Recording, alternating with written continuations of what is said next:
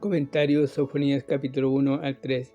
Este hombre no era ningún predicador ordinario, era el tataranieto del rey Ezequías, uno de los más famosos gobernantes de Judá. Tenía sangre real en sus venas, pero más importante aún, tenía el mensaje de Dios en sus labios. Extraño como parece, Sofonías predicó durante el reinado del buen rey Josías, y era un tiempo de avivamiento religioso.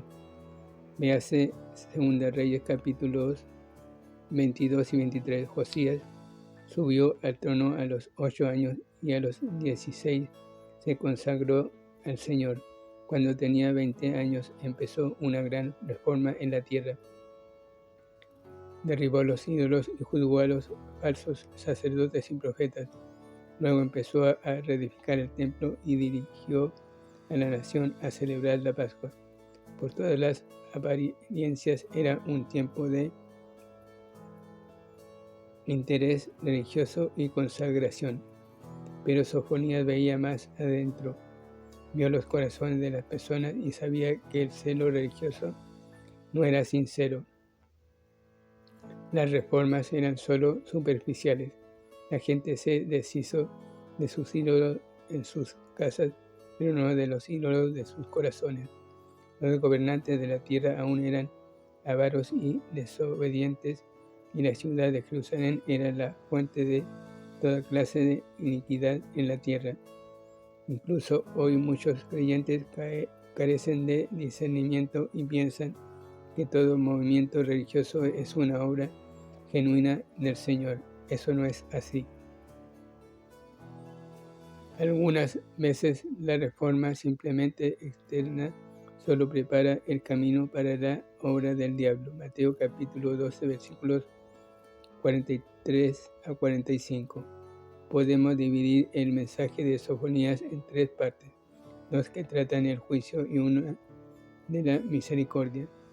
Dios juzgará a Judá, capítulo 1 versículos 1 a capítulo 2 versículo 3. ¡Qué declaración! Destruiré por completo todas las cosas de sobre la faz de la tierra. El juicio viene y nada escapará.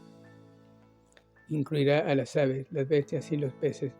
Especialmente afectará a los ídolos, tropezaderos de los impíos, y exterminará a la población de la tierra. En el versículo 4 Dios menciona los puntos críticos, Judá y Jerusalén, que el problema de Dios atravesará juicio.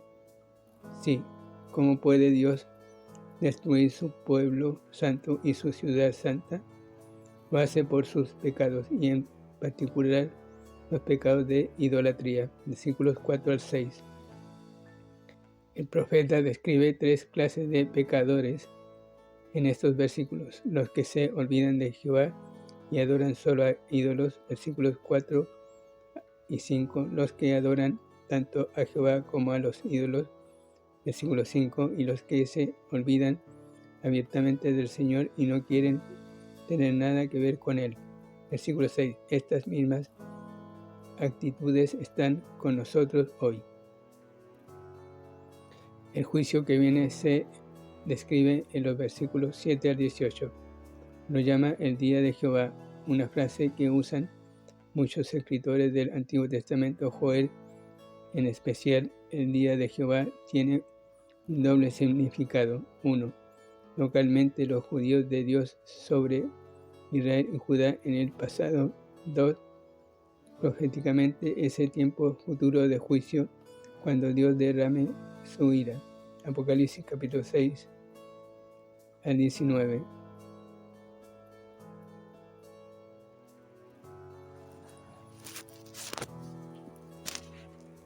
Diciendo: nuestros dioses nos han dado la victoria. Jehová no es el Dios verdadero. Énfasis añadido. No hay nada malo en que el creyente luche con los problemas de la vida y trate de resolverlos. A veces parece como si a Dios no le importara nada. Parece que se ha olvidado de los suyos y ayuda a los paganos. ¿Cuántos millones de creyentes han sufrido el martirio por su fe? podemos adorar, confiar y servir con sinceridad a un Dios cuyos caminos parecen ser contradictorios? La respuesta es sí, y lo podemos ver en la Biblia. El profeta vela y espera, capítulo 2, en lugar de convertirse en un ateo o agnóstico, Habacuc fue a su fortaleza para orar, meditar y esperar en el Señor. Sabía que Dios oía su queja y que pronto le enviaría una respuesta. Dios en efecto contestó: tengo un plan y un calendario. Dijo Dios, todo será a su debido tiempo, de modo que no te impacientes. Entonces Dios le asegura a Habacuc 3 cosas maravillosas para animarlo y fortalecerlo durante estos días difíciles. El justo por su fe vivirá. Versículo 4.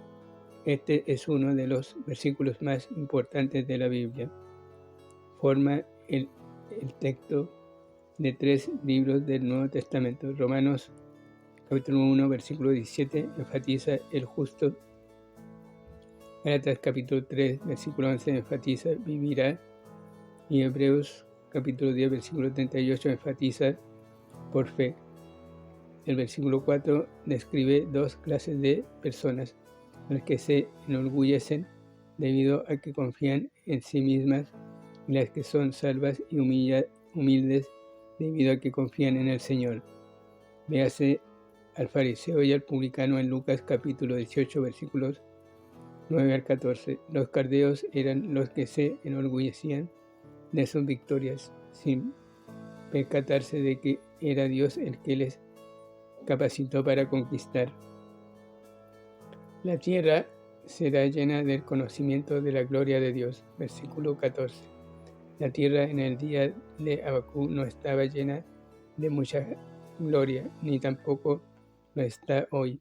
Mire los 5 ayes de este capítulo y descubrirá los pecados que Dios aborrece: avaricia y codicia, violencia, versículos 5 al 11, homicidio a sueldo, versículo 12, embriaguez, versículos 15 y 16, e idolatría, versículo 19. Estos son los mismos pecados que contaminaban a las naciones en la actualidad, y Dios los aborrece tanto como hoy como lo hizo en el día de Habacuc. Pero la promesa sigue en pie. La gloria de Dios un día llenará la tierra porque Jesucristo volverá, derrotará todo pecado y establecerá su reino justo. Jehová está en su santo templo. Versículo 20. Dios sigue en su trono. Isaías capítulo 6. No tenemos necesidad de quejarnos ni de dudar, porque Él reina e interviene en los asuntos de las naciones. Habacuc pensaba que a Dios no le interesaban los problemas de la vida, pero descubrió que a Él le importaban mucho y que obraba según su plan y su tiempo. Es por ello que el justo vivirá por fe, porque por fe andamos, no por vista. Si miramos a nosotros mismos o a las circunstancias, nos desanimaremos y desearemos darnos por vencidos. Pero si miramos a Dios por fe y hacia adelante a la gloriosa venida de Cristo, nos animaremos y seremos capaces de avanzar en victoria. El profeta adora, capítulo 3. Habacuc es un hombre cambiado. En vez de quejarse, alaba al Señor. Dios cambia los suspiros en cantos si nosotros, como Habacuc, nos damos tiempo para esperar en Él, en oración y oír su palabra. Primero, el profeta ora, versículo 2. Veo que estás obrando en este mundo, dice el profeta, refiriéndose a capítulo 1, versículo 5. Ahora continúa obrando, mantén viva tu obra y conclúyela. Aquí la palabra aviva no tiene que ver con nuestras campañas de avivamiento moderno. Habacuc simplemente le pide al Señor que continúe obrando. Sabe que habrá ira y juicio, pero ora que el Señor se acuerde también de la misericordia. Luego el profeta medita, versículo 3 al 16. Le pasa la historia de Israel y las obras maravillosas del Señor. Esta descripción poética del poder formidable de Dios no parece seguir ningún patrón especial, ni tampoco abarcan los principales hechos de la historia judía, pero Habacuc sabía que Dios obró en el pasado y por consiguiente podía confiar que Él obrará en el presente y en el futuro. Las montañas temblaron ante el Señor, y lo mismo ocurrirá con los caldeos. Jehová es un hombre de guerra. Israel era su pueblo, Él los cuidaría. Finalmente el profeta alaba, versículos 17 al 19. Estos versículos representan una de las más grandes confesiones de fe que se hallan en la Biblia. Aunque todo a mi alrededor falle, los campos, las viñas, los rebaños, el ganado, con todo yo me regocijaré en el Señor. Esta es la versión del Antiguo Testamento de Filipenses capítulo 4 versículos 11 al 13. Habacuc sabía que no tenía fuerza propia, pero que Dios podía darle la fuerza que necesitaba para atravesar las pruebas que se avecinaban. Él me hará como un ciervo, saltaré sobre las montañas. ¿Cuánto más debe esto significar para nosotros? Habacuc miraba a través de la niebla y se maravilló del programa de Dios, pero en Cristo nosotros conocemos los planes de Dios para esta edad.